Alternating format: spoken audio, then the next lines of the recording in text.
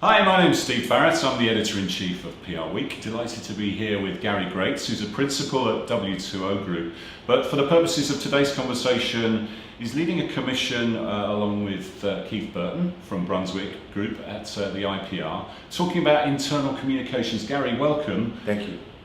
Why do we need to get excited about internal communications? Isn't that a bit dull? Come on, sell this research to me. It's actually not dull. And it's not dull for many reasons. One of the biggest reasons today is because everything that happens in business really starts inside, particularly now with the social imprimatur on things. Employees understand how things are made, they understand how things are done. If they don't believe, if they don't have confidence, if there isn't coherence around what they do every single day, meaning if there isn't a purpose, then the organization has really no chance to succeed. And in today's environment, it's deadly. Yeah, so the days of having one message for your troops, one message for stakeholders and investors, and one for your customers, those are gone. You've got to have one coherent message, and like you say, that starts with internal messages, and that can even turn into external communications. Yeah, and I think, Steve, the big thing is the big question in the IPR study that Keith Burton and I have been involved with, and others on the commission, really is starting to get at really organizational IQ.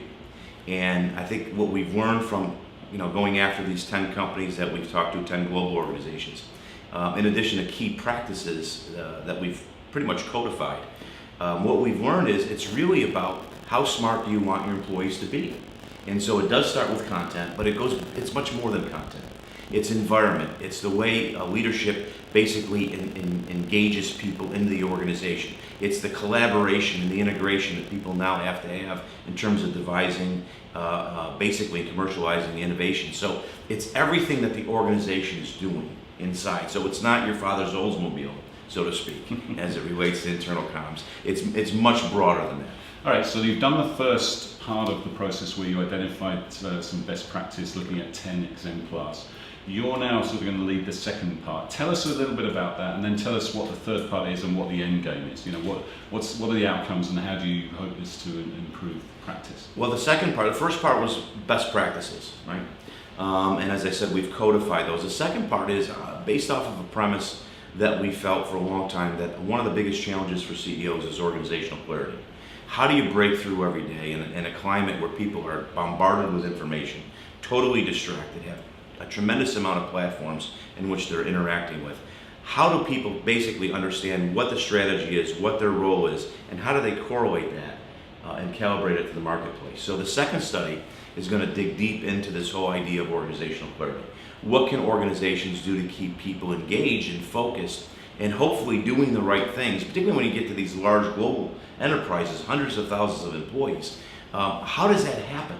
Right? And so we're going to look at those companies, we're going to extract what we can, and I think we'll then start to apply those. And you mentioned a moment ago, what we're trying to do with the IPR, certainly with the Commission on Organizational Communications, and Keith Burton has been a big advocate of this from the start, which is we need research that we can use. It's great to have research, but we need research that people can take and actually do something with. Yeah. And we're doing that with the best practices. We intend to do it with organizational clarity. And I think for the third one, we're still looking at kind of like the third place in that stool. And we're going to look at what we've pretty much found in the first two studies and kind of culminate that in maybe a third study, which will look, in fact, a lot at the social media and more the technology and more the types of platforms that one is using today in internal comms. And is this all leading towards the IPR conference in November, the sort of day when you all get together, the high-profile day? We're trying to do that. I think what we're going to do, we have a meeting coming up in September. We're going to have the quantitative stuff for the best practices done by then. We're going to then initiate in November organizational clarity. By next November, we'll have all three studies completed. Okay. So just finally then, what would you want to achieve with this? How do you want this to change practice? What do you think you want people to take out of it? And if you were to look back 12 months on, how would you measure success? I think our number one goal is to outfit communications professionals with the tools and, most importantly, the mindset to be able to operate effectively in today's day and age. Meaning that they can now, in an age of convergence, they can now ply their trade in a manner that allows an organization to succeed. So whether that's in a change or transformative situation, whether that's in a new product development, whether that's in a crisis situation, whatever the scenario that takes place, that we're outfitting people with the tools and the mindset to get it done. And in an age of convergence and where people are wondering about the future of the industry, this is something where PR can really lead on, really Huge. Improve its effectiveness. Huge. The thing that what we're seeing right now is, and I think you've certainly covered this a lot, where PR has an ability to step up in this age of convergence, even around the CMO and other members of the C-suite. Why? Because we've always owned relationships.